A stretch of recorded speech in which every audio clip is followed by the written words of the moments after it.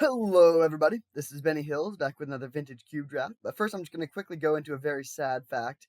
I just played through an awesome 3060 trophy with this sweet black-red Reanimator shallow grave deck, and it was a lot of fun. I didn't record it just because I had just been working a lot lately and just wanted to do something chill and relax. But then it ended up being really sweet, so I wish I had.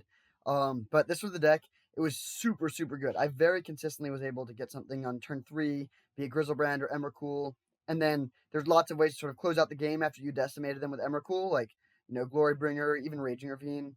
There's one round where I went turn 1 Black Lotus, him to Taraku, and then reanimate your Elder Gargaroth, so I won that way. I won one game with Croaks cleaning up the mess, and they're really, this deck was able to win a lot of different ways, and it was very consistent because it had, 2 tutors with the Imperial Seal and Demonic Tutor, Faithless Looting, Seasoned Pyromancer, and Bazaar to draw through the deck, as well as Wheel of Fortune, and then lots of redundant pieces. So, really, really sweet deck, a lot of fun. And now we will hop on into another league. Alright, here we are for the first pack of the draft, and it's a pretty good one. No power, but can't complain. The main things that are catching my eye are not really Grave Titan, but that's a consideration. Underground Sea, Impulse, Ugin, and Flooded Strand. Those are all quite good. I think I would rather take Flooded Strand over Underground Sea, pack 1, pick 1. I think this is an awesome dual line for sure, but, all the blue dual, any blue-based color combination is going to be solid, and Flooded Strand opens up all of them, whereas Underground Sea really only works for one. I think I would also take Flooded Strand over the Impulse, so that makes it down to Flooded Strand versus Ugin. I think I'm going to go with the Flooded Strand. This card is good, but it's not really a card I want to first pick. This is something I want to take after I've picked up, Grim Monolith, Basalt Monolith, ways to generate a bunch of colorless mana. It is really powerful. It can get you out of a lot of situations that pretty much no other card can, but it's just a little bit too narrow to first pick, I think. So we'll go with the Flooded Strand. Okay, this pack is significantly worse. Walking Ballista is okay. Stoneforge and Batterskull in the same pack is sort of funny. I do like Coercive Portal. Just 4 mana, draw 2 cards a turn. It's, I wouldn't mind picking up a non-blue land early, but the fact that I can't get this off of Flooded Strand is a little bit awkward. Commit Memory is fine. Honestly, I kind of like taking Stoneforge and trying to wheel the Batterskull. Here's why. Well, first of all, I think white is the best color, probably, controlling for how open it is. And blue-white is a really good color combination, and that works well with Flooded Strand. But more importantly, in this specific decision, there's a lot of good colorless threats. So, one or more players are going to be drafting a base brown, big mana deck that picks up the Ugin. And if I thought Batterskull wouldn't wheel, Stoneforge would be worse. But Batterskull is worse than Coercive Portal and Walking Ballista in those decks. So I think Batterskull is, it wheels sometimes, but it's much more likely to wheel out of this pack, where that space is being occupied by other cards, than it would in a normal pack. So we'll take the Stoneforge here and hope to wheel the Batterskull. And now, this is not necessarily pushing us towards mono-white. I'm ideally hoping to set up a sweet blue-white mid-range deck where we play Stoneforge for value. And given that, we could take Muldrifter, Lingering Souls, Polluted Delta, or Prismatic Vista. I'm not going to take Lingering Souls, so I think it's between these 3. And I think I want to take one of the lands here. I think we should just take the Polluted Delta. This is really close. I guess maybe Prismatic Vista is actually a little bit better for us. Neither one's going to wheel, unfortunately. If we get a Hallowed Fountain or a Tundra, then Polluted Delta is just better. And also if we end up splashing colors and getting other dual lands. But I think I like taking the Vista here and just solidifying that we can definitely get blue and white with this. And then this also does scale up well if we get multiple colors too. So yeah, we'll take the Prismatic Vista here. Okay, there's a Tinker, which is definitely the best card in the pack, but we don't really have anything to play with it at the moment. If we didn't pick the Tinker, what would we take? There's Flickerwisp and Unexpectedly Absent. Flickerwisp is good in mono-white, but not really good outside of that, whereas Unexpectedly Absent is pretty universally good. It's good in a blue-white mid-range control deck, and also pretty good in an aggro deck, so I think I like taking the Absent here. I wouldn't fault someone for taking Tinker and trying to pivot there, but blue doesn't look particularly open. We have no payoffs or enablers. I guess Stoneforge is sort of an enabler, but I would take this over Flickerwisp or anything else in the pack, but Unexpectedly Absent is a genuinely great card, and we're very likely to be playing white in some capacity, so I think we'll take the Absent here. Okay, Thieving Skydiver versus Chrome Mox versus Karn, and then there's also Vryn Wingmare. The white is so clearly open. There are a lot of mono brown things here. So if we take an Ugin, then we can, to go Karn or Gilded Lotus here or something. I think I'm going to take the Chrome Mox. If Vryn Wingmare wheels, then we'll pivot into mono white, and that's just definitely where we should be. And if it doesn't wheel, then we can be a blue white deck, and Chrome Mox will be pretty good there. Digging Skydiver is good, but it's not amazing. And yeah, I think that this makes the most sense here. Okay, well, it looks like mono white is where we're supposed to be. We're getting a lot of mono white cards, and there's not really any good blue white mid range cards. So we'll take our Spectral Procession here. I'm not committing to this. If we, open up an early Time Walk or something, we have the capacity to splash. But this does look like it's the deck that we should be in if we're trying to go the open direction. Although there's a late Mishra's Workshop, so I sort of wish we had gone into the Artifact deck now. But Eidolon of Obstruction is fine. It's a good curve filler. It's one of the weaker 2-drops, but you need a critical mass of 2-drops that can hit for at least 2 in these sorts of decks. So I'll take that pretty happily. There's the Worm Coil and the Worm Power Stone, so that deck certainly is open, but I think we could try and move in now, but I don't think that's the correct line. I think we should just take Linvala here. Danto Vanguard Wield and Legion Landing. That's actually very close. I think Adonto Vanguard is a better card overall, but we have no 1-drops. But I still think I'm just going to take it. This card is just super, super powerful.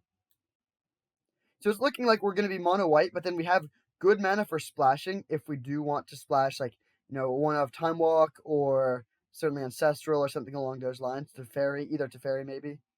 So even though it's looking like we're moving towards mono white, I'm not unhappy to have these 2 lands. That can definitely enable some powerful things. This is pretty close. I think I should take the Factory here. Land Tax is good in some circumstances, so is Maze of Ith, and then, if we play white, there's Commit Memory, but if we do end up in mono white, Mishra's Factory will be a very significant upgrade, and I think the other cards are just pretty marginal most of the time. Okay, Batterskull didn't wheel, actually. That is unfortunate. I think I'm going to take Brain Freeze as an anti-storm card. Was this the pack with Vryn Wingmare, though? I think it was. That's very unfortunate that someone took the Vryn Wingmare. That makes us a lot less clear that mono white is super open, and it's also just one of the better cards that we could have in our entire deck. Oof. Okay. I don't think we want to pivot here. Runaway Steamkin is not going to be great for us, though, so we can take Bone Shredder and then potentially move into Black-White. I think Black-White is pretty good. Dark Confidant, Tide Hollow Scholar. Those are good cards to splash. I mean, we did just pass the late Kaya, but I don't think Kaya is as good in an aggressive deck. Oh! Alright, sweet. That's very, very good.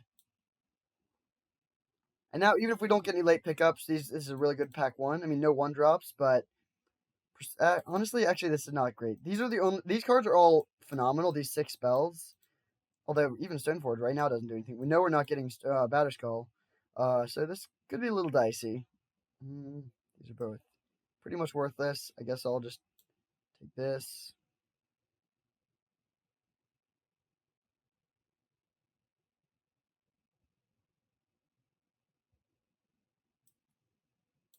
Alright, so what do we need here? I mean, I would take some power, like some acceleration. Like, there's a Mana Vault. There's also... Man, we've seen a lot of ways to make a lot of colorless mana in this draft. This is not the best place for us to be in, honestly. So, I think it's between Student of Warfare, Mana Vault, and Lodestone Golem. Those are the 3 cards that are pretty good for us in this pack. Student of Warfare is the best, but it's also pretty likely to wheel.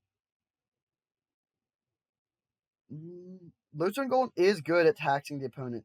And honestly, Mana Vault is not that impressive to me in this sort of deck. It's okay, but like, it lets you play like a turn 2 Vryn Wingmare or something, but that's not amazing. This is better when you're casting something expensive.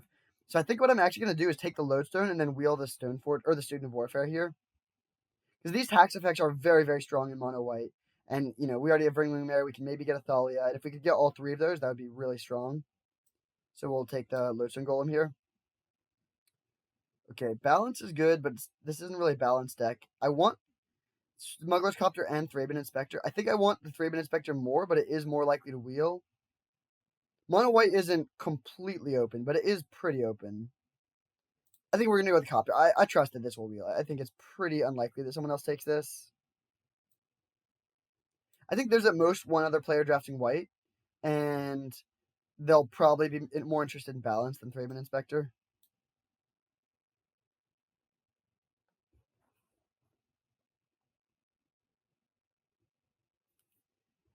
This is one of the reasons I think mono white is a pretty good deck. You can spend your first pick on colorless cards, like, these artifacts. You can prioritize lands pretty highly and then still wield the cards that are in your color. So, if you're playing blue, you have to really decide between the colorless card and the white card, but not so for us. Ooh, there's a Dark Confidant that I would love to play. And honestly, Time Twister could be sweet here, too.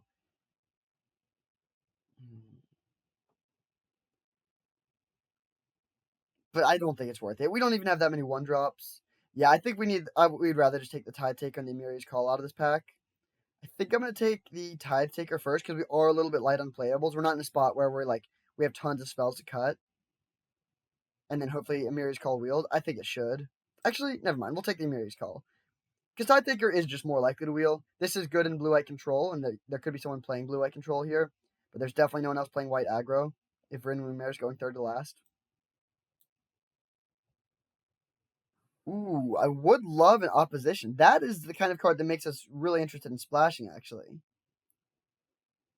Silverblade Paladin is good, but I think we're actually going to take opposition and wheel Paladin. There's a Basalt Monolith, so we really would have had a ton of artifact mana. But I think opposition could really make this deck amazing. Now we could take probably just Gideon. Probe is okay, but it's a lot worse when you have multiple things that tax it. And Hangerback Walker's fine, but not amazing, so yeah, we'll take the Gideon. Ooh, this is a tough decision. I would love Sword of Fire and Ice. It's very good with the Stoneforge. But Hallowed Fountain really helps the mana, and I think I would rather commit to opposition than to Stoneforge here. Yeah, I think we want to take the Hallowed Fountain. That is tough, though. I would love it if the sword wheeled, and that's not impossible, but it's pretty unlikely.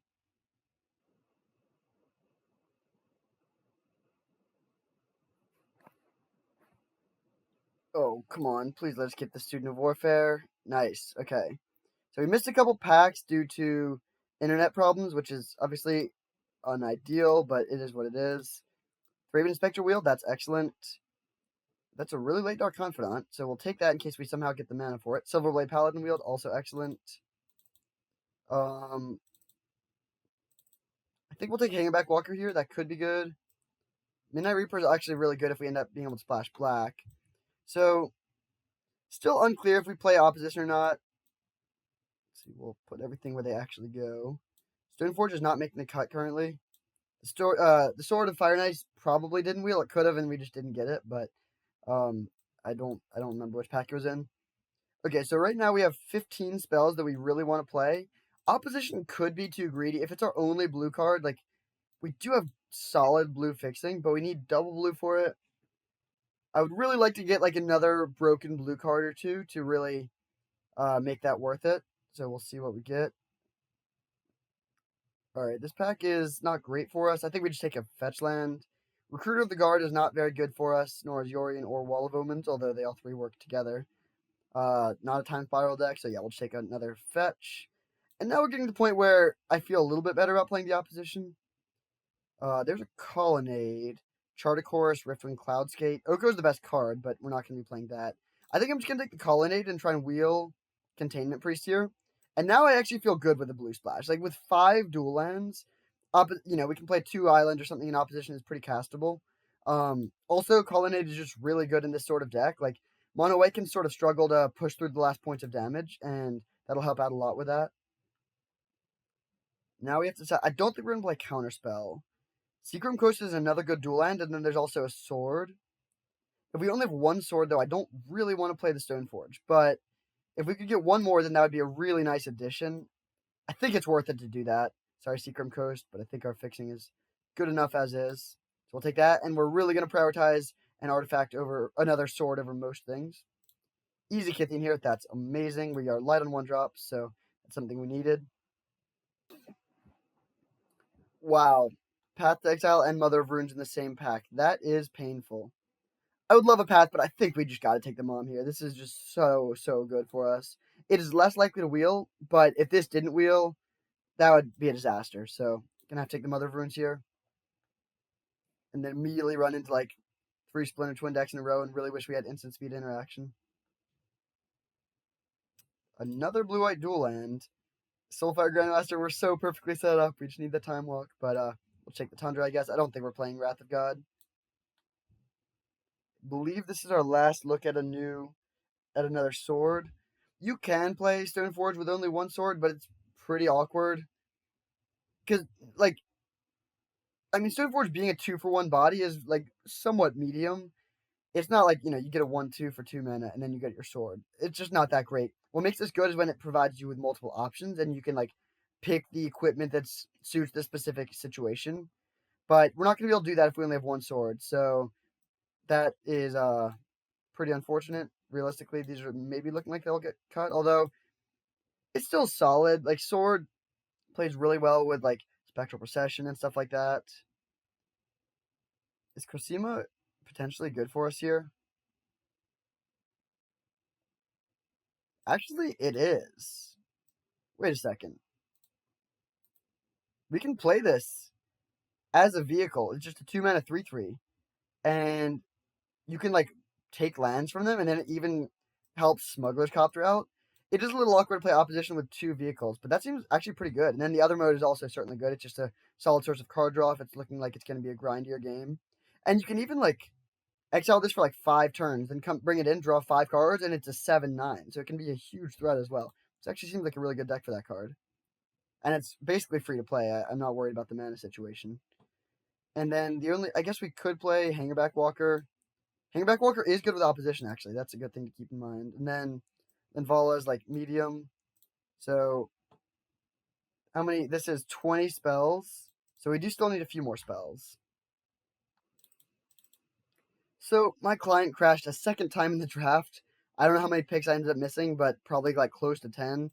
And you can see a lot of random black and red cards in here. So that's incredibly frustrating. Obviously, I don't know why that happened. We did get a Riftwind Cloudscape, which is pretty sweet, just randomly. I think that's the only good card we really got.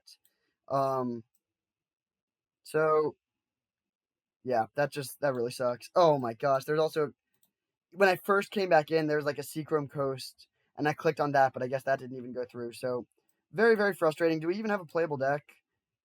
We could play 17 lands with a Lotus Bloom and a Chromox. That's totally unacceptable. Yeah, this deck is just not playable, actually. We don't have enough spells. That's very frustrating. I mean, do we just play it like this and just like hope we don't flood? I honestly think, yeah, I guess I'll do that. So really sorry about that, guys. My internet is having a horrible day. It's very frustrating, but it is what it is. We'll see if we can make the most of it, and I'll see you in round 1. Well, I thought our deck was pretty bad, but this hand is good. This hand is excellent, actually, so certainly keeping. Although we're playing against mono green, which is really unfortunate, especially since we have very little interaction.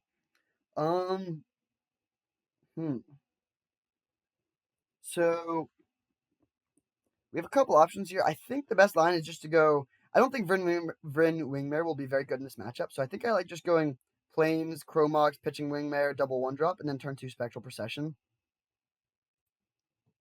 So we'll do that, and I'm gonna save the Prismatic Vista because we might want to get Island if we draw Plains.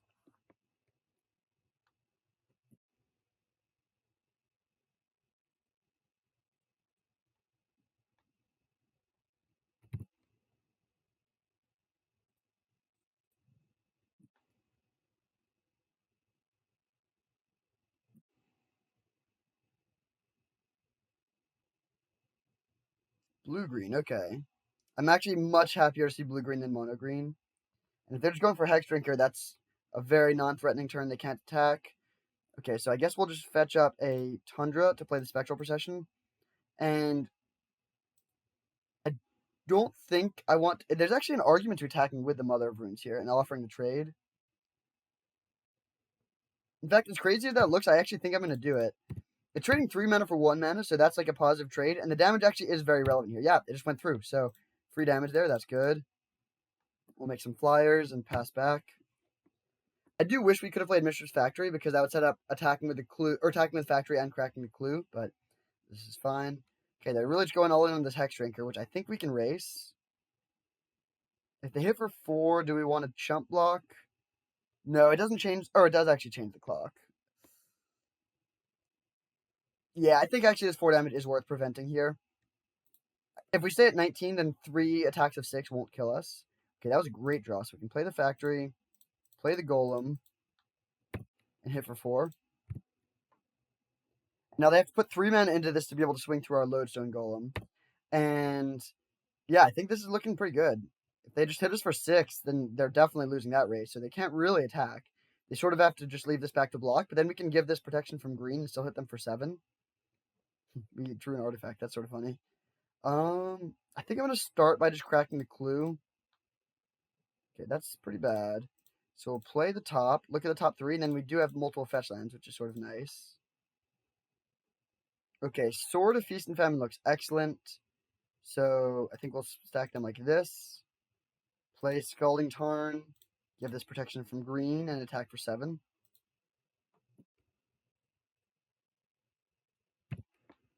And now they're dead next turn. We can give protection from any color and attack them in the air. So, wow, yeah, this is a very solid first game.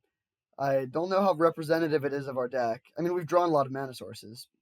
See, we've seen 1, 2, 3, 4, 5, 6, 7 mana sources, plus a Myriad Calls coming up. But we do have a lot of fetch lands, so that does help. You know, our effective land count is a bit lower. If we fetch out some lands early, we're less likely to flood in the late game. 4 mana. What do they got?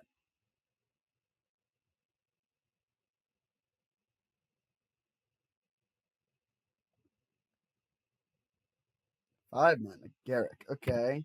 That's very non-threatening. If they make a beast, they're dead on board, so they have to untap lands and then have like a removal spell or something.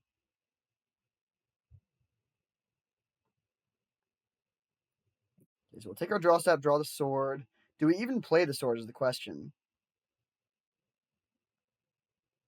I guess we do. It gives them a little bit of information, but it also solidifies us against, like, you know, there's a few spells they could have here, maybe. I mean, they could have a bounce spell. I guess what else could they have? Dismember wouldn't do it. Yeah, actually, never mind. We should be good to go with just this. I guess they could have Petty Theft bouncing one of our spirits, but they don't have enough mana for that because of the Golem. Nature's Claim. Okay, that's one way to do it. So that works. And now we can just play Sword of Feast and Famine. Equip it to the Thraben Inspector.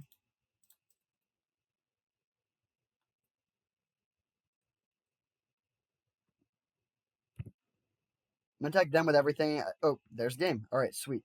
So playing against blue-green, they have Nature's Claim, which is very good against us. We have Sword, Lodestone Golem, Hangerback Walker, Copter. It's not really good against top, but also Chrome Mox, even Eidolon. So, yeah, that's definitely good against us. We don't have a sideboard, really. Our only sideboard card is Brain Freeze.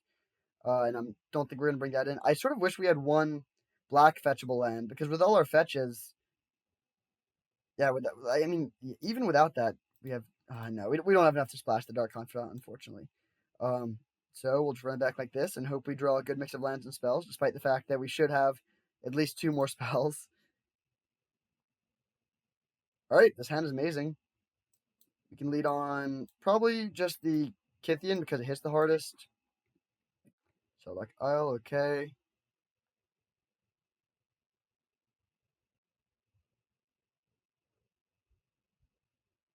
Ooh, don't like that. Our opponent really loves their Hex Drinker. So play Kythian and pass. And if they attack, I think although actually they could just level up to a 4/4 now. We won't be able to win the race this turn. Oh my gosh, Mox, Sheldock, Ancestral. Our opponent's deck looks very good. And then Sakura Tribe-Elder, so we can't attack with the Kythian. Seems pretty hard to imagine a way we win this game. I will attack here. I'm fine trading this with either of these creatures. They'll probably just block and sack, but at least that forces the issue and doesn't let them just keep on untapping and leaving this as a permanent pacifism. Do, in fact, crack that. Yeah, our way to win this game is just with a sword. Like, we're so far behind. So we need to just, like, cheese a win, basically. So we'll go Plains Stoneforge. Grab our sword and pass. Now, if we draw Chrome Mox, we could maybe get into this by equipping the sword immediately. But it's going to be hard. They have a ton of mana and a ton of cards.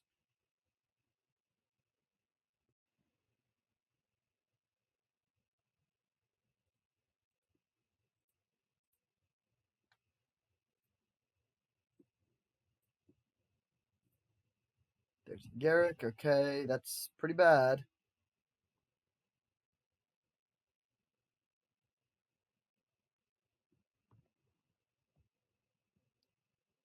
Okay, I think we're just dead here.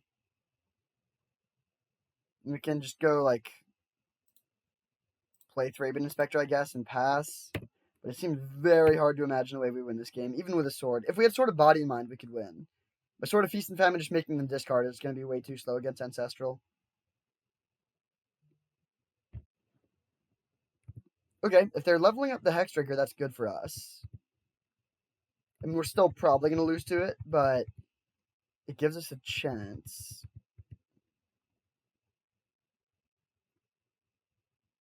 They can get it all the way up to 8 by, untapping lands with Garrick, unfortunately. Oh, interesting. Alright, well, throw the sword into play.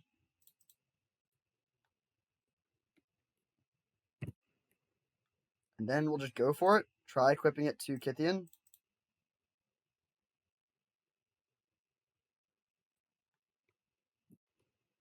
Attacking the opponent.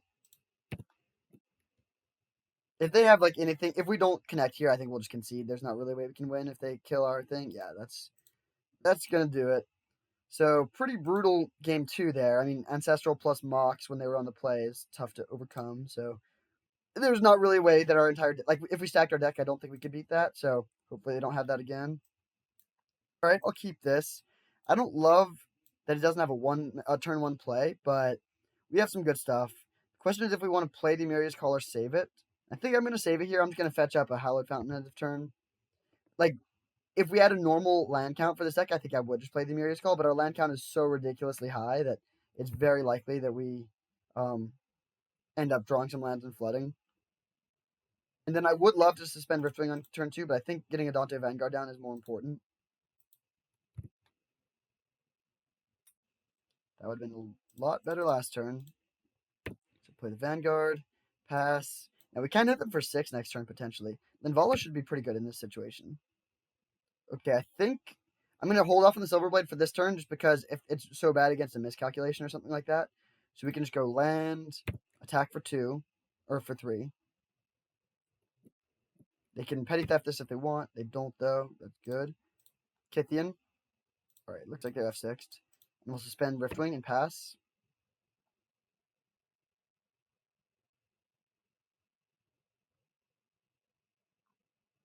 Nissa. Okay. That's not too bad. I think what we want to do here is play Silverblade and pair it with a Kithian so they don't have any profitable blocks. Ooh, that is very good, though. Maybe it's better just to play that, actually. Although, it does shut down some of our stuff. Like, if we don't draw a land, then we couldn't play Linvala next turn. Although, we could just play Silverblade. Yeah, I think it's worth it to just slow them down.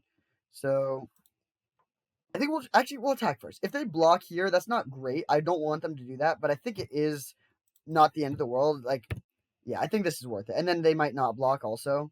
And we'll get in for 2 free points of damage. Okay, they do force our hand. I think it is worth it just to save this then. So hit them for 3, play this tapped, and pass. This is on 2 right now. Okay, that's interesting. That goes to 1. Mother of Runes. Alright, so we'll attack with both. I think we're going to hold off on the Silverblade here. I would rather just get in for damage, and, like, they're very, very likely to have a counterspell or something. Venser, okay. So they bounce the Dante Vanguard, block Kithian, presumably. Okay, they're really trying to make us use our mana, but this is great for us because we can use this, play Mother of Runes, and then bring in the Riftwing next turn to flip our Kithian.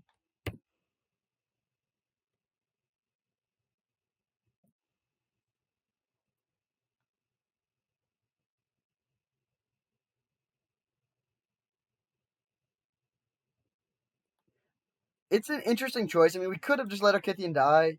They also could have tried to make actual value out of these rather than just making us use mana. It depends a lot on their hand. Okay, Nissa is not very threatening at all. That's actually one of the best things for us that they could have played, I think. So they hit for 3, we take it, and then if they have another play, that would be sort of bad. Okay, that is actually quite bad. Yeah, that changes things a lot. Wait.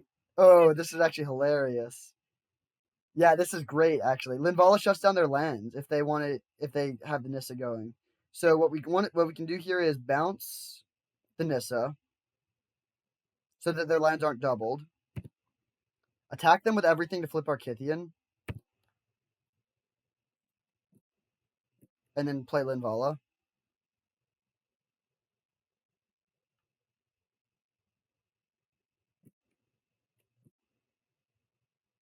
So we'll untap our Mother Runes, give it Indestructible, and play Linvala. And now they can't tap their Forest for mana or their Sylvan Caryatid. So they only have 4 mana. They tap out for Nissa, then they're getting close to just dying because we can hit them for. Oh yeah, they would just be dead on board if they tap out for Nissa. So they can't play Nissa. They have to have something else because we can play Silverblade Paladin to make this 8 power double striker that has protection from whatever we want. Although actually, is this green? Maybe this isn't green actually.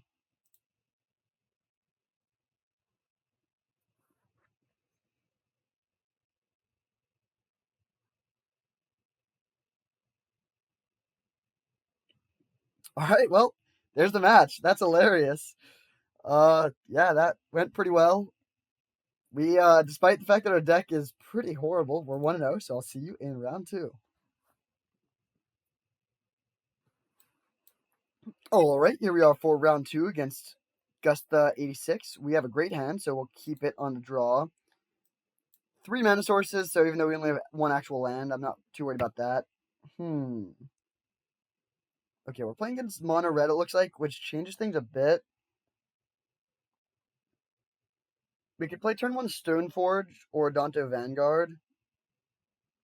And then the other question is if we want to keep the opposition or just pitch the opposition. I kind of think against mono red, we want to pitch the opposition. So I think we just want to go plains, Chromox pitching opposition, and then play Stoneforge Mystic.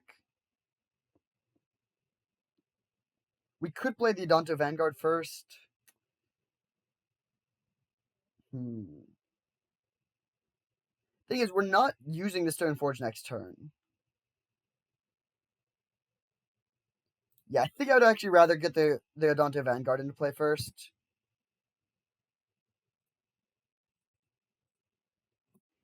This is going to be a race. Like, we're not trying to play control against them, really. So, if we can start beating down another life total quickly, that's good. Ooh, blue-red. Okay, that's, again, I think that's better for us than mono-red. Actually, no, that's probably worse for us.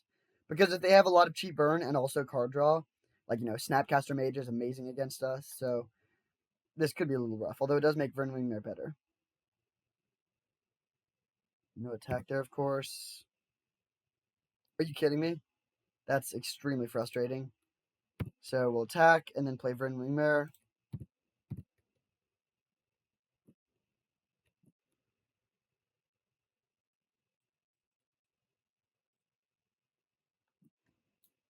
So we do not want F6 since we still have the Adonta Vanguard. Okay, no counterspell there. That's good. If they just untap and don't do anything, oh, Bolt. All right, that's pretty bad. That's quite bad. That's so frustrating that we drew the sword immediately after not playing Stoneforge on turn 1. We take 1 here. Don't care about that.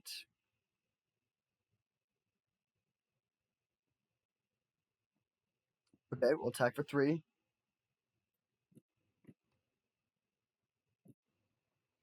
And now, this is sort of funny. Like, we could play Stoneforge and hope that they counter it. I kind of think that's the correct line. I'm not going to play land first because I would love for them to miscalculation this. Bummer. Maybe make it look like that was a misclick. And I will play this here. There's a world where we could get up to 7 mana and just cast it, but we're going to want 5 mana next turn if they kill the Stoneforge, which is somewhat likely.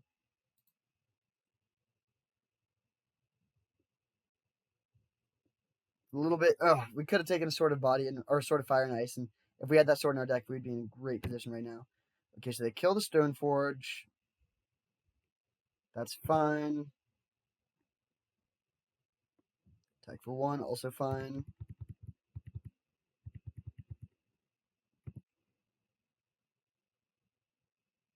Jeez.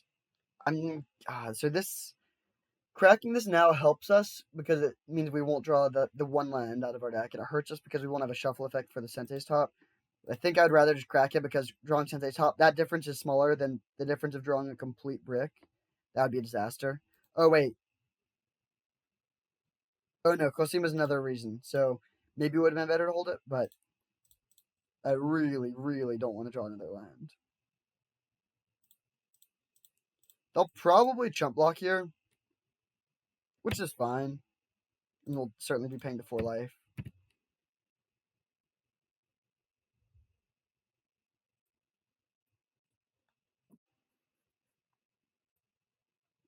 But we're very, very behind. We have nothing in hand, and our life. I mean, we're behind on Life Turtle, essentially tied, but behind. They have Grim Lava Master shoot down most of our top decks we could have. We don't have any like real top end in our deck. Koth, okay. They can hit us for 9 or for 5. Put us to 8, and then we could kill the Koth if we want to. Oh, makes sense. Okay, they lead back to the Lava Mancer.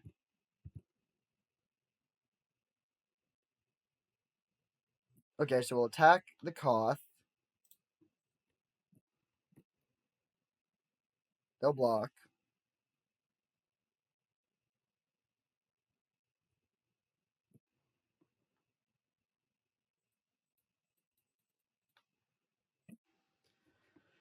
All right. Still seems pretty hard to imagine a way we win this game, but it's not impossible. They have a ton of mana, so they could play like an Inferno Titan or something. Seasoned Pyromancer. If that's making multiple bodies, then I think we're just going to die to it. We need them to be discarding lands, but they don't even have lands. They missed a land drop last turn, so this will almost definitely be clogging the board.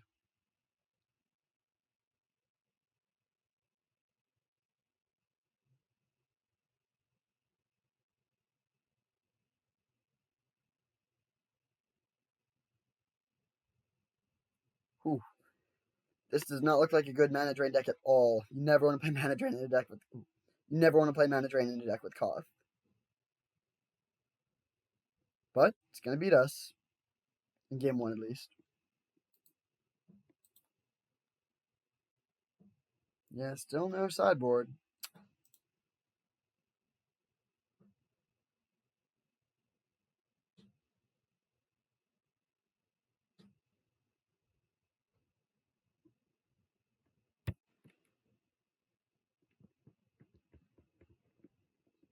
I don't think we win either by going to 5 or by losing a Lodestone Golem. Yeah, actually, I'm just kidding, Kinsey. There's no draws in our deck that we have. Like, we don't have Elspeth or anything like that. Yeah, I mean, just plain Inspector. Okay, so blue-red should be a pretty brutal matchup, but we can't make any sideboard changes, so hopefully we can draw well here.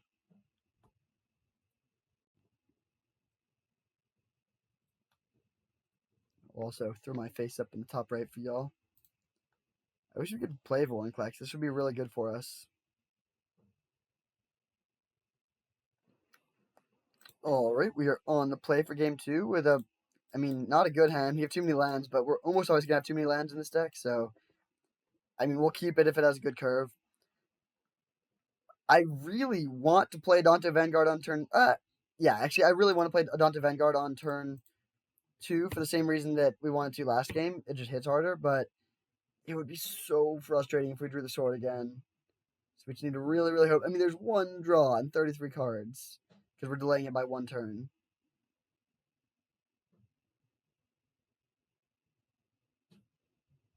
Goblin Guide. All right, are they gonna give us a land? Colonnade.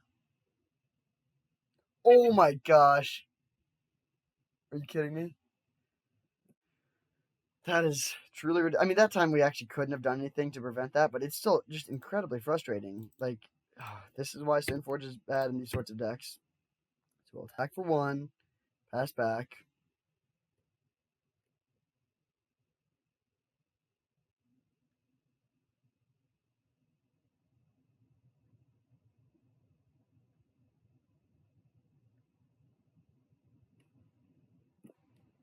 Okay. Nice to get a land there. I really, really, really do not want to draw Scalding Tarn, so now we will not. We need them to basically just have like nothing, or like have a bunch of blue spells and not have the mana for it or something. We just don't have that much gas, and we're behind on life total. Okay, Copter's a good draw. So,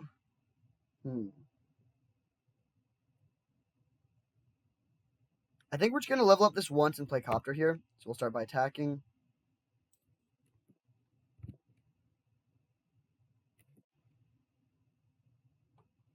I'm just gonna play Plains to preserve the life total, which could be very relevant here.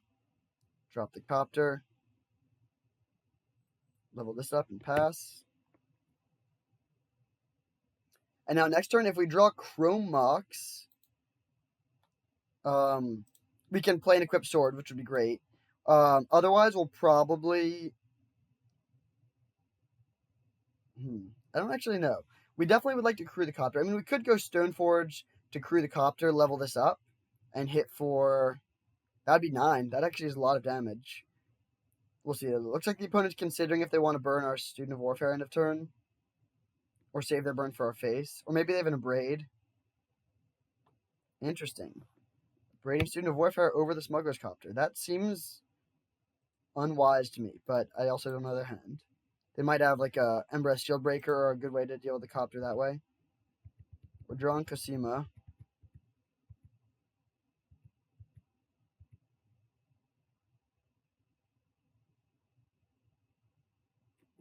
Grim Lavamenter is unfortunate. That's a good card. So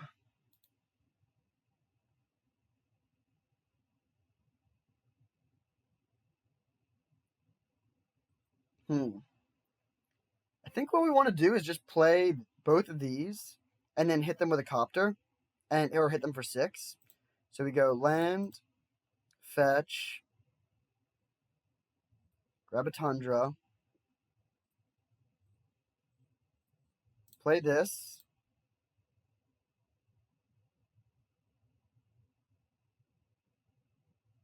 play this, without searching, unfortunately, again. Crew the Copter with the Stoneforge, and attack for 6.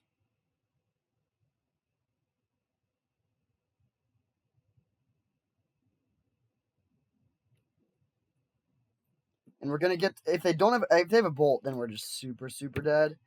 But if they don't have a bolt, then we can hit a land off of them, which is, I guess, something. We'll discard our own land, although it is annoying that we don't have double blue, but I still think it's worth it to discard land here. We're hoping to hit, I mean, we might hit an island from them. So we exile 3 cards, including 1 land, and then really happy Lightning Strike is gone. Runaway Steamkin is not that scary, but this is still solid. Now we can play opposition, although what we really want is creatures here to crew all our vehicles.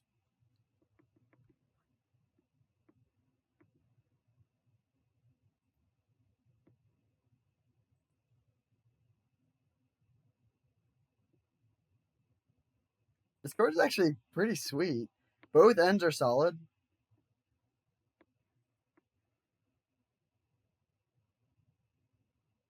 Flame Tongue Kavu killing Stoneforge. That's solid, but not terrible. Like solid for them, but not terrible for us. We can hit them for 6 or for 5 here with a sword. Nice, very, very good. Hit that. That's something we can loot away with the Smuggler's Copter. So we're down to 10. They still don't have Grim Lavamenter mana available. That's a horrible draw, of course. So we'll play land, play sword, crew this with the Vanguard. Equip the sword here. Let's hit Spectral Procession. That would be so good with our vehicles. Hit them for 5 and loot.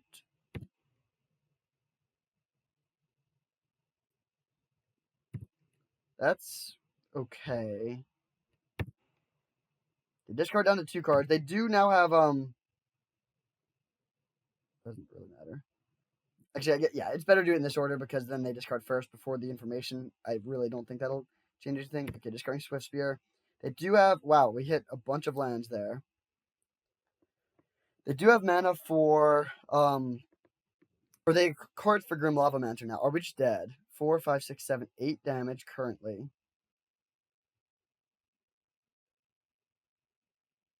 There's not really a way we can change anything, though. We can just play Gideon, I guess, and pass.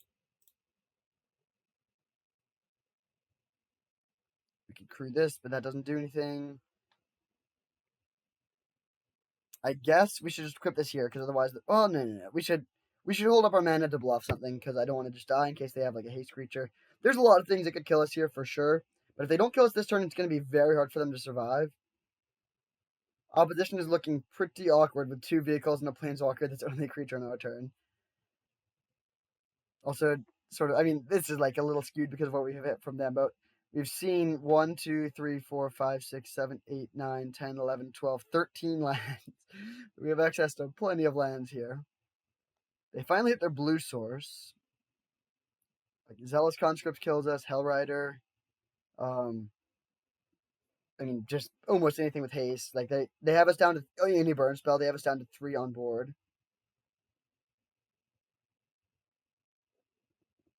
Don't like to see that.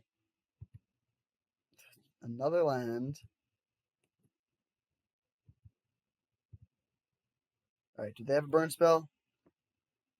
They don't have a lightning strike. Time Twister.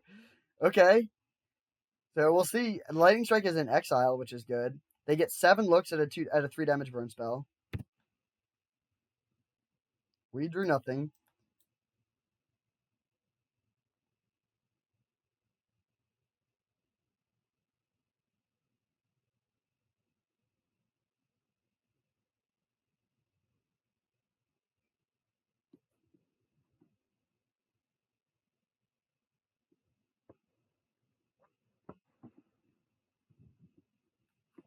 And Breath Shieldbreaker to kill our flyer. Okay.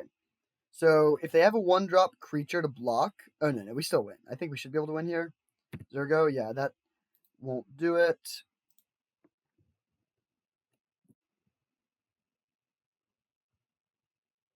So we can just drop a Thraben Inspector to crew this and attack with a bunch of lethal threats.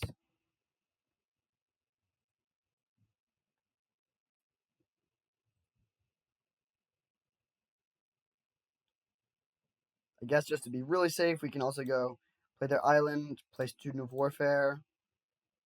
Okay, yeah, that was game. So we did manage to get a game there. Time Twister is interesting. So I guess they're splashing for like Time Twister and Mana Drain. This is not a good build. You should always make this deck Mono Red. Time Twister can be good in Mono Red, but Mana Drain is absolutely unplayable, and you really don't want to weaken your mana base. Like who knows how long they had that when they were like not playing stuff. So I think their deck could use a bit of work, but ours could use far more. I'm sure. I mean, if we play 100 games, they'll win 65 probably. But hopefully this next one will be one of the 35. Again, no sideboarding because we never have sideboarding. We'll run it back and draw perfectly.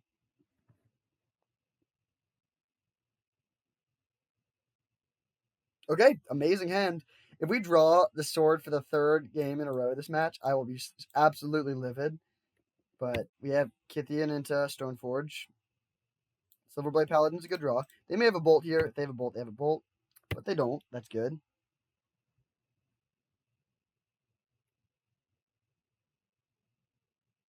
Runaway Steamkin. Okay. Yes, we did it.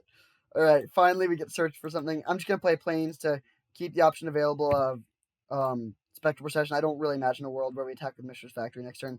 I mean, I guess we could do that if we really wanted to flip Kithian as fast as possible, but I don't think that makes much sense.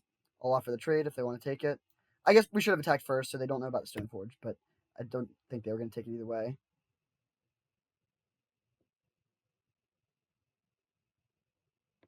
Runaway Steamkin unanswered is very good. So that's a good turn 2 play for them for sure. We're not going to block because they could have a burn spell and just kill our entire board.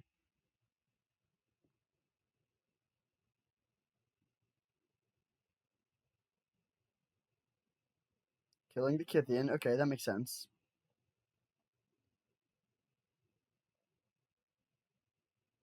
Okay, drawing land there is good. That was close. So before it was sort of close. Like we could have played Thraben Inspector and then put in the sword. But given this, I think I like just playing Factory and playing Brinwing Mare to slow them down, and then it'll make them harder for them to interact with our creatures. And then since we know we're hitting our fourth land drop, we can use Stoneforge and then equip it to the Brinwing Mare to hit them in the air next turn. So I guess the other line is we could go Thraben Inspector plus Hangerback Walker to have maximum creatures on the board. But I think the tax effect is going to be worth it. They missed a land drop, so I think this will mess them up a decent amount. And it doesn't hurt us at all. We're not casting any non-creatures here, for a while at least.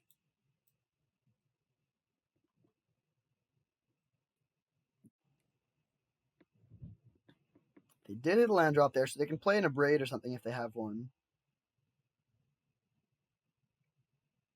Again, just think about it that, they could be holding Time Twister. How awkward does that look here? That's just...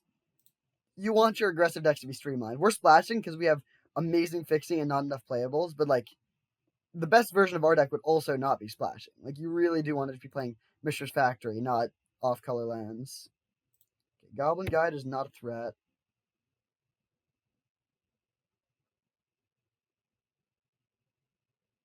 Give us the land. Riftwind Cloudscape, okay.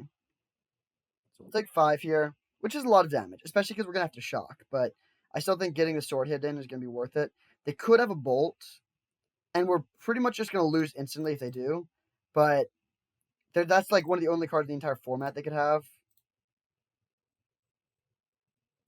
And if we do get to untap all our lands and then play some stuff, then it seems very hard for us to lose.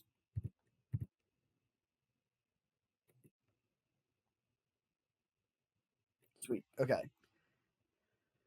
So, I think we just play Thraben Inspector plus Silverblade Paladin. Just flood the board. So we'll pair this with the Brinwing Mare. They are likely to be... I mean, if they can't kill the Brinwing Mare, they're certainly dead. We'll get 2 triggers off of the sword. But even if they do kill it, that's still fine. We have a lot of other stuff beating down. They are ahead on life, but we're solidly ahead on board and on mana, and we still have a solid hand as well. Okay, there's their blue source, but Time Twister doesn't do anything, nor does Mana Drain. We don't know what other blue stuff they have. Ancient Grudge. Interesting. Okay, that's actually pretty good. And now they can remove counters from the Runaway Steamkin to make mana. So actually, maybe this is a lot closer than I thought it was. We'll also see if they have a green source to flash back the Ancient Grudge. We haven't seen one yet, but they have Misty Rainforest there.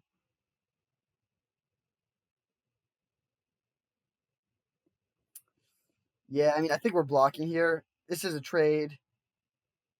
Yeah, we'll block here. And then it's sort of weird. They can, remove counters. Okay, yeah, the trade just goes through. That's fine. We're ahead on board, so trading down on resources is it favors us, I think. Lodestone Golem was a great draw. So we'll attack with the Brinwing Mare and then play Lodestone. So I guess we should play Lodestone first at that point.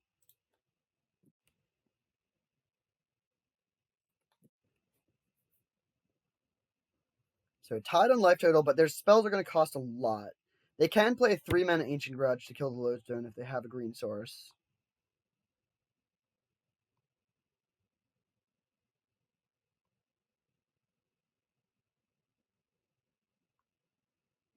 Okay, and Burrow Shieldbreaker for 3 mana. That's pretty good for them. That's actually quite good for them, but I still think we're ahead.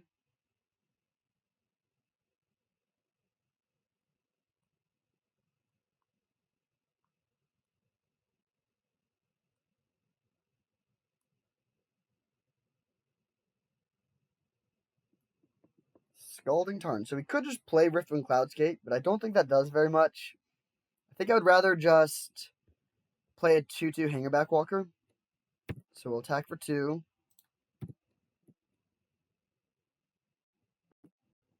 Actually, is that correct? Yeah, I think it is correct. It shores up the board pretty well. We'll play land to play around Days in case they have that. This means that it's going to be pretty much impossible for them to attack, and we can hit them for 2 next turn if we want to. Riftwind Cloudscape would be an evasive threat, which is nice, but I think this is going to be a little bit better. And now they do have mana for Koth. They could also still play the Time Twister. But the thing is, Riftwind Cloudscape makes it so that their scariest things are a lot less scary. They could play or one thing we can do with the Riftwing is bounce our own Thraben Inspector to get another clue, but I don't think this is going to come down to that sort of game. Do we want to crack this end of turn? Probably not. Drawing the land is honestly not the worst. It's not good, but it's not the worst, and the life total could be relevant. In addition to having the Sensei's top. Okay, we did draw a land. Although we would have fetched Tundra, so not the land we would have drawn. We'll crack this. Opposition. That is good. We can't play it this turn, but that's still really good. So we'll play land. Hit them for 2 in the air with Burning Mirror. And then I think we're just going to suspend Riftwing. Our mana is going to be somewhat tied up between attacking with the factory, leveling up Hangerback Walker, playing opposition. So I don't think we're going to have time for a 5-mana play anytime soon. Bolt my face. That's incredibly aggressive. That's crazy. They definitely should have hit the Burning Mirror there. Unless they have, like, even if they have another Bolt in hand out. I guess maybe they have a Time Twister and they're trying to burn us out. But there's no Fiery Confluence in the format. The most damage any spell can do here is 4. Alright, sweet. Somehow this terrible mono white deck where I missed 10 picks because of 2 crashes during the draft is 2'd out, and we're headed to the finals. Going for that trophy.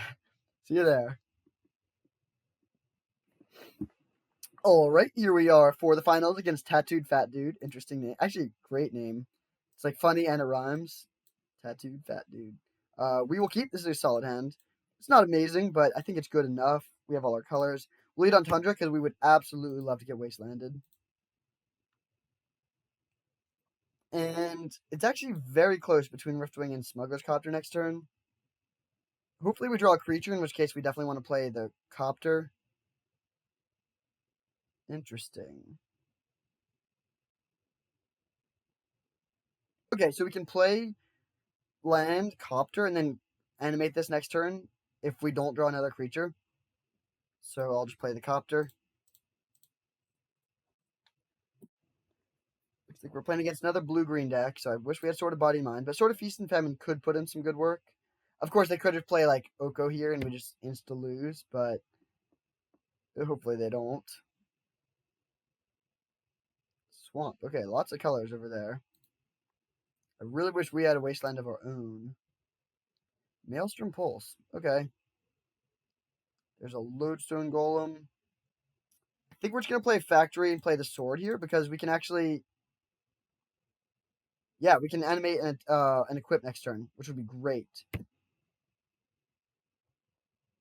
Animate, equip. They discard a card, untap all the lands, slam Lodestone. Yes, please. They need to play a non-green or black creature to be able to prevent that.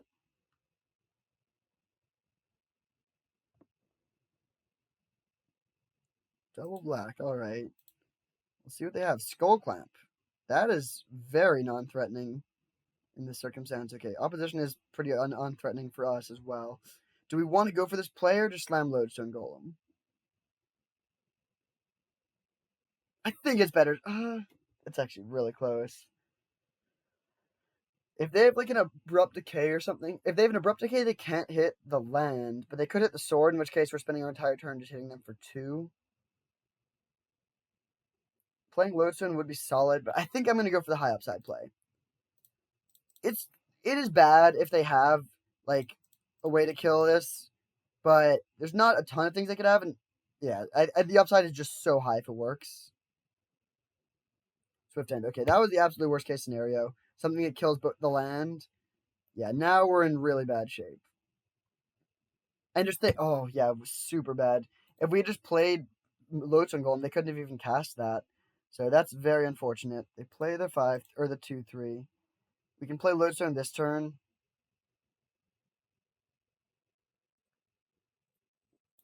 Yeah, we would be in a much, much better position if we hadn't taken the line that we did.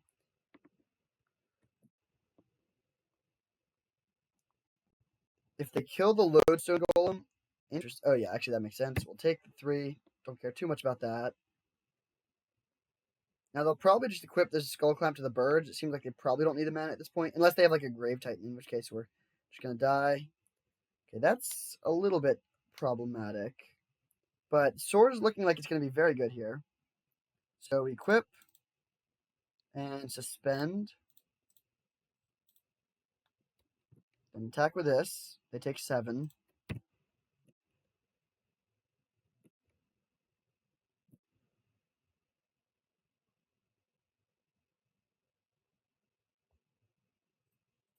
Play this. Take a look at the top 3. Do we want to draw one of these this turn? I think that seems worth it. But then the question is which one?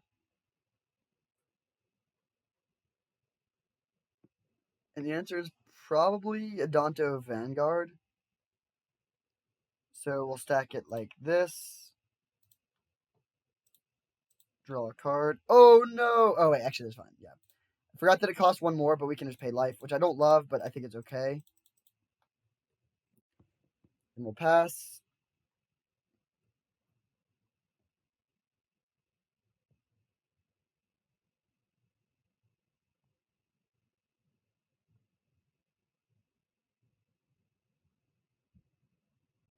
So we take 6, which is not great, but it's not the end of the world. We can beat the board, but it depends on what they have in hand. Stomping Ground. Interesting. Just playing it tapped. Okay, so if they don't play their last spell, we can just take it out of their hand with a Lodestone Goal. Okay, yeah, makes sense.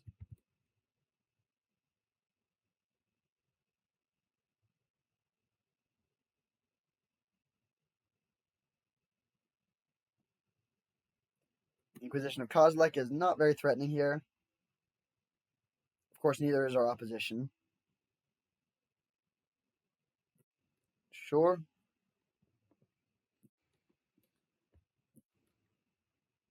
So we draw the top, which we'll play, and then look at the top 3.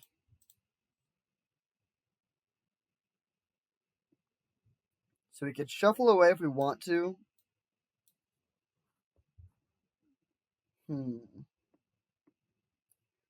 Flooded Strand is actually tempting because that would give us opposition.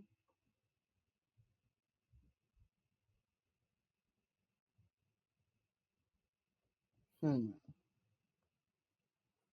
see. Also, so next turn this is coming off. Oh no, that's the turn after. So we can.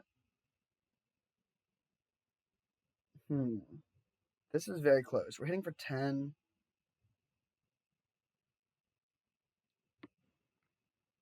I guess we just draw the Cosima and then play it this turn, and then put Flooded Strand on top.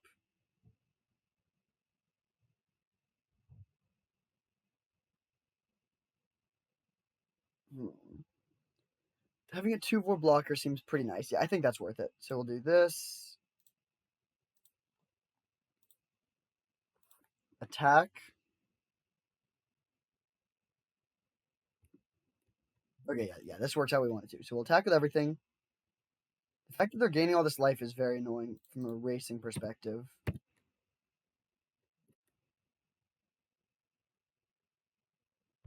So then we will look at the top 3. And then in response, draw the card that we want to draw this turn. And now we can stack these 3 in any order that we want. And I think Flooded Strand is the most important. We're going to go down to 1 if we get that, but that seems worth it because that will give us access to opposition.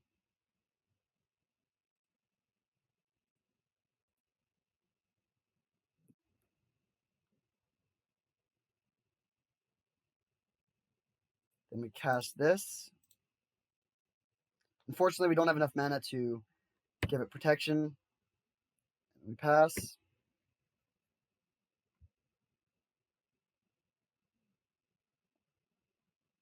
We do die if they can kill our Cosima, because that would pump this thing's power up to 5. And we would take... oh, wait, no. We just wouldn't be able to use Flooded Strand, which would effectively do the same thing since we know we're drawing that next turn.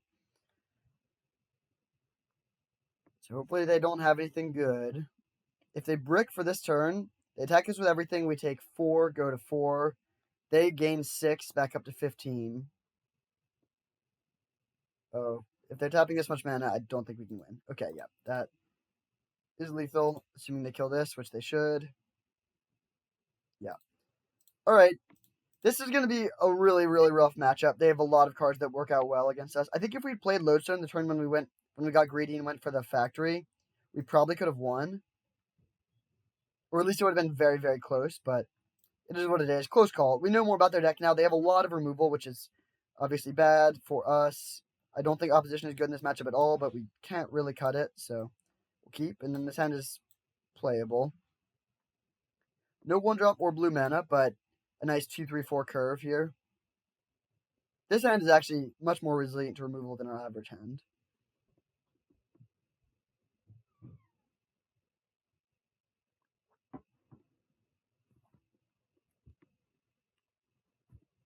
Alright, so we'll play Plains and pass.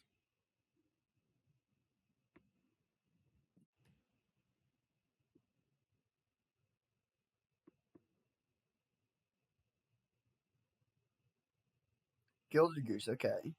It's not as bad as Birds of Paradise, but it's still bad. Not going to play that because we want to play Spectral Procession on curve, so we'll just drop the Eidolon, which is really weak here.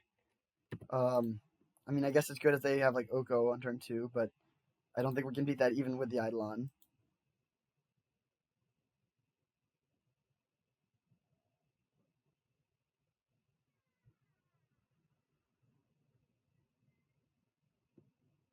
Actually, this might be worse than Birds of Paradise for us, because it does block the Spectral Procession tokens very nicely.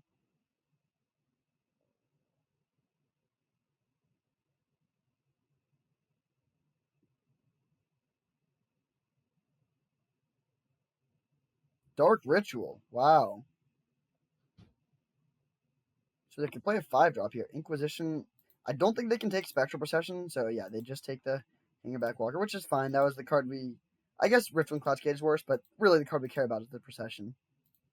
So Rolf. Okay, that's bad. That actually just wins. That can just deal with our tokens so effectively. Do we want to play Vryn Wingmare or Spectral Procession? They both hit for 2, so I guess we'll just play the Vryn Wingmare. They both hit for 2 because the Gilded Goose can block the Procession.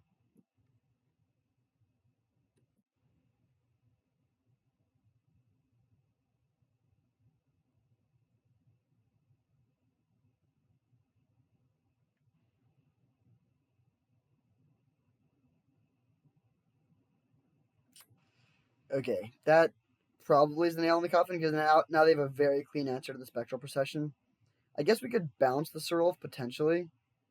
Yes, okay, them attacking actually gives us a chance. Danto Vanguard was a solid draw, so no value in playing Spectral Procession. That just doesn't do anything, so we'll hit them for 4 and then play Vanguard.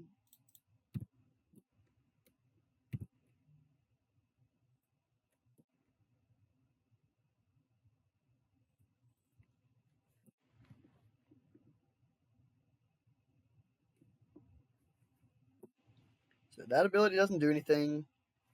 Guess we should not F6 here again because of the Vanguard. They're at 12. Their life total isn't the highest ever. They have 2 cards in hand, although they can just play Murderous Rider and start gaining life. No value in blocking here, really. We just pay 4 life to prevent 4 life.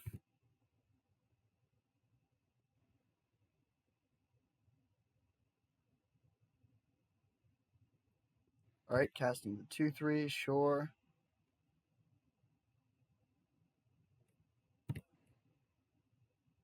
Drawing basic planes there was horrendous. I think we're just going to die now. All we can do is attack for 3. Yeah, that's so brutal.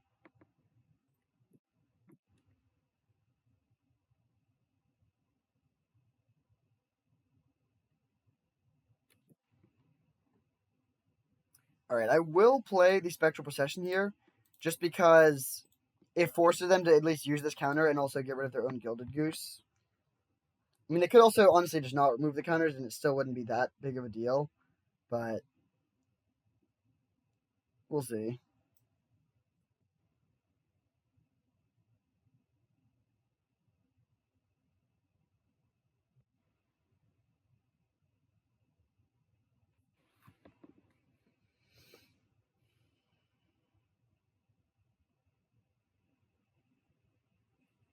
Right, we'll see if they go for it.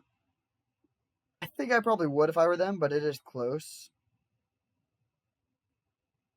Alright, so cleaning up our board.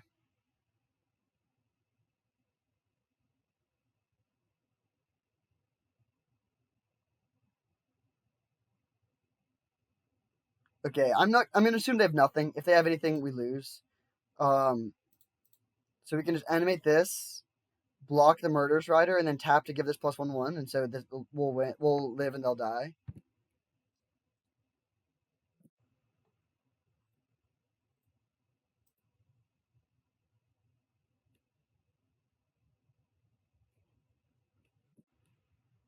Okay, that went pretty well. I mean, we're still at 9. We're still probably behind. We need them to have nothing in hand. This Riftling Cloudskate is looking so bad right now. If this was like almost any creature, we would be in such a better position. Night's Whisper, okay. At least that deals damage to them. Okay, down to 8. We have 7 points of damage on the board. But I think they'll probably play some blockers that mess that up a little bit. Oh, well, not yet at least. Well, could be worse, I guess. We'll attack for 7. See what they have.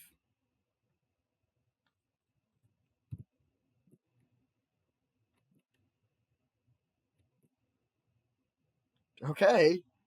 I mean, yeah, we'll just suspend Riftwing. I can't really imagine.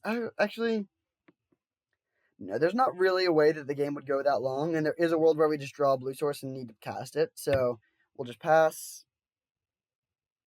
Wow, are we actually gonna force a game 3 here? That would be awesome. Huh. Okay. We are on the cusp of a trophy somehow. I have no idea how this keeps on happening, but I'll take it. We're on the draw now, and again, I think their deck is pretty well suited against ours, unfortunately.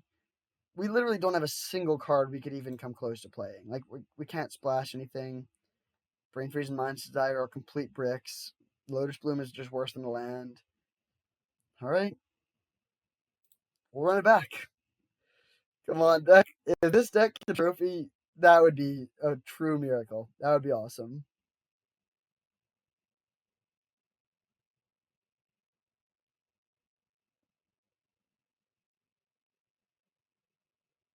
Okay, great hand. This hand is actually phenomenal.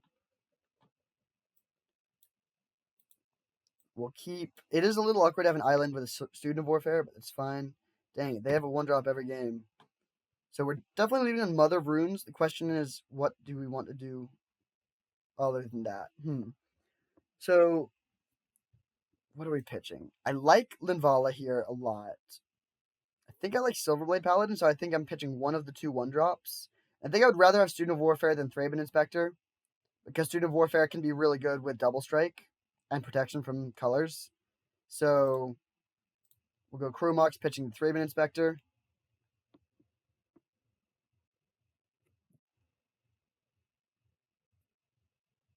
And drop Mom and Student. And then next turn we can choose between leveling up the Student to be a 3/3 or playing Silverblade Paladin. We'll probably just play the Silverblade Paladin because I would love to get that just onto the board and start attacking. But we'll see what they have. Oh no. That sucks.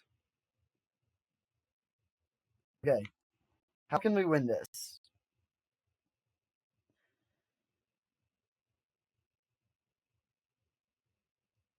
I guess the way we win is just by playing Silverblade and Student of Warfare and killing the Oko. Because we can use Mother of Runes to stop the Oko +1, and we can also use it as force through blockers. Then the question is, would we rather level up the Student of Warfare right now or play Silverblade Paladin? And that's actually very close. Leveling up Student of Warfare gets in for 1 more point of damage this turn. But I don't think that matters that much. Either way. Wait, actually, well, let's see. If we hit it for 2, if we hit the Oko for 2, because we played the Silverblade Paladin, then it can only plus back up to 6, so we can still kill it with a double striking 3/3. So I guess I'll just get an extra creature onto the board. And I'm just going to maximize planes on the battlefield because we have the Student of Warfare. We have this is like our perfect start. So we're having an amazing start. It just sucked that they went turn 2 Oko. Against an average draw, I think we would be in a really, really good position.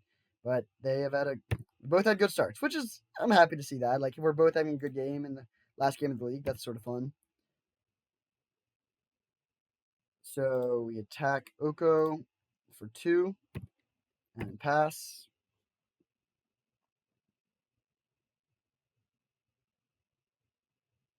So if they can, yeah, I mean, if they have if they have black mana and a removal spell, oh, well, there's step 1. Then they could get us here.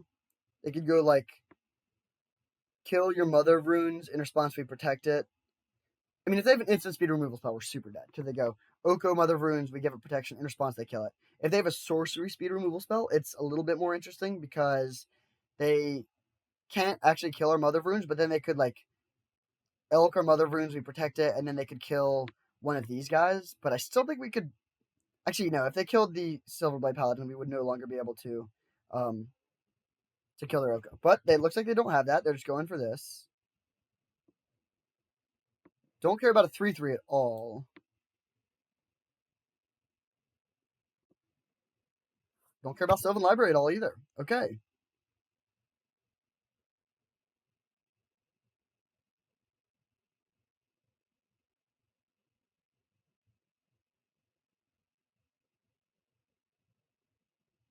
Unfortunately, we're not going to be able to play our Linvala here, probably. Okay, so we go land.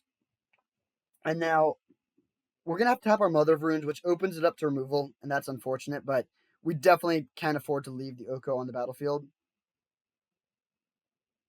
So we're just going to leave back the Silverblade, level this up twice, and hit Oko for 5. Or for 6, but basically 5. Luckily, both of their creatures are green.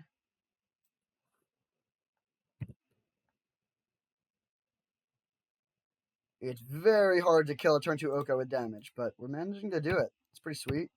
And I don't want to trade the Silverblade with a food, so not going to be attacking there. There's still a lot of things that would kill us. I mean, they could just play Toxic Deluge, but I'm not going to play around anything. Well, yeah, no, I'm just going to jam my hand. We need to pressure them as quickly as possible. This is the key turn. If they can kill our Mother of Runes or present a threat that's very hard for us to deal with, then we're mostly out of gas. But if all they do is like play a Night's Whisper or something, then we're in good shape. And Linvala also does shut down some things that they could have. Unfortunately, it actually doesn't shut down Serulf. That's a triggered ability, not an activated ability. Alright, opponent pays 4 life there, so alas, that's our first damage. If they hadn't had the Oko, we would be threatening them so much. Okay, Bitter Blossom is not that scary. It does give them a non-green blocker, but I still feel pretty good about that if that's their best play. So we'll attack with everything.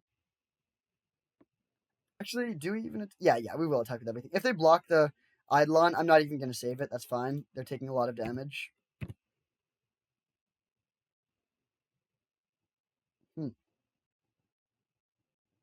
Okay. Is this like a... I mean, a removal spell wouldn't do anything here. They could make a 1/1 Shark Typhoon token, I guess. Past opposition agent. Okay, that's not that bad, but it is a little annoying. We'll see how they block. I guess they could go like food on the Eidolon, opposition agent on the Silverblade Paladin, and that's sort of bad for us.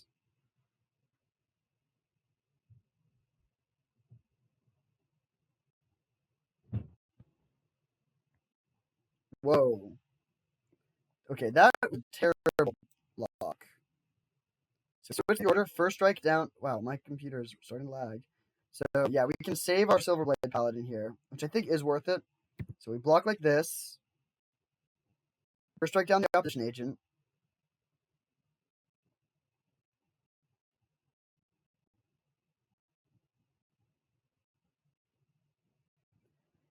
And now I think it is worth it to save this here. I mean, it does know Mother of Runes is tapped, which is pretty bad.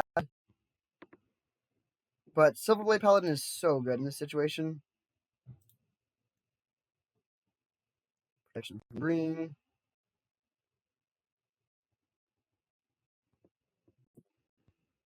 Now the question is, do we want to play around them having a board sweeper, which would mean playing the Hangerback Walker, or just like play a more effective threat, which would be Linval? And I think shutting them off of mana is better. If they're playing like a bunch of mana dudes and like opposition agents and stuff, it looks like they're trying to play the board. They're not trying to play board sweepers, so we'll just beat Linval.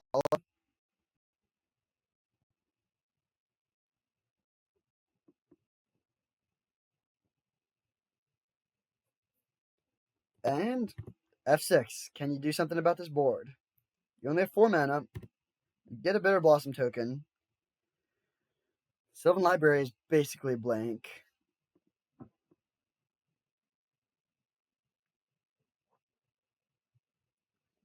Wow. All right, that's amazing. We got the trophy. I'll pull up the deck list now. So this was our deck. I'm not going to say it was good, but it was successful. We got the trophy. I'm amazed by that, but very happy about it. I'm trying to think about what made this deck do well. Like, I don't know if it was just we drew well or played well or what.